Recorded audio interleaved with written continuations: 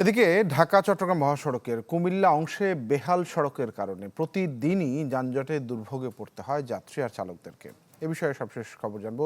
জাহিদুর রহমান আমার সঙ্গে যুক্ত হয়েছেন। জাহিদ, একটু জানাবেন কি অবস্থা, কি বলছেন ভুক্তভোগী মানুষজন?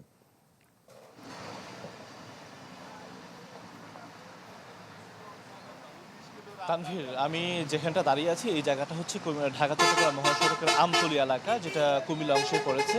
এবং এখানে আধা কিলোমিটার যে এলাকা, সেখানে কিন্তু আমরা দেখেছি যে এখানে খানাখন্দে পড়া, এবং সেখানে কিন্তু গত 6 মাস ধরে কিন্তু একই চিত্র। এবং বেশ কিছুদিন ধরে গত কয়েকদিনের অতিবৃষ্টির কারণেই কিন্তু এখানে দেখা যাচ্ছে যে আপনার প্রতিদিনই যানজট তৈরি হয়েছে, এবং ধীরগতির কারণে কিন্তু সকাল থেকে দুপুর পর্যন্ত দেখা যাচ্ছে যে আপনার 8 থেকে 10 কিলোমিটার যানজট তৈরি হচ্ছে। এবং এটা নিরসনে কিন্তু এখানকার এই সড়কে যারা চলাচলকারী যাত্রী এবং চালক, তারা কিন্তু বেশ অভিযোগ করেছেন যে আসলে দীর্ঘদিন ধরে এই সমস্যা থাকলেও সড়ক ও জনপথ বিভাগ রহস্যজনক কারণে আসলে এই বিষয়ে উদ্যোগী হচ্ছেন না, এবং এতে করে দেখা যাচ্ছে তাদের ভোগান্তি পোহাতে হচ্ছে। তো এই বিষয়টা নিয়ে কিন্তু আমরা গতকালকেও কিন্তু সড়কে ছিলাম, আজও সকাল থেকে এই মহাসড়কে এসেছি, সাধারণ মানুষের সাথে কথা বলেছি।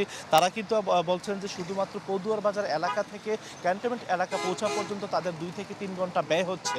অনেকে দেখা যাচ্ছে যে গতকালকে যে চিত্র ছিল, সেটা এই ক্যান্টনমেন্ট এলাকায় পৌঁছাতে দেখা যাচ্ছে সোয়াগাজী থেকে 7-8 ঘন্টাও কিন্তু ব্যয় করতে হয়েছে, যে কারণে আসলে তাদেরকে অবর্ণনীয় দুর্ভোগ পোহাতে হয়েছে। তো এই বিষয়টি নিয়ে আমরা সড়ক ও জনপথ বিভাগের সাথেও কথা বলেছিলাম। তারা যেটুকু বলছেন যে আসলে যেহেতু এই সময় অতিবৃষ্টি হচ্ছে, যে কারণে দেখা যাচ্ছে যে তারা আসলে সড়ক সংস্কার করতে পারছে না। আমি ভরসা রাখি হিরন স্মার্ট ওয়াটার পিউরিফায়ারে।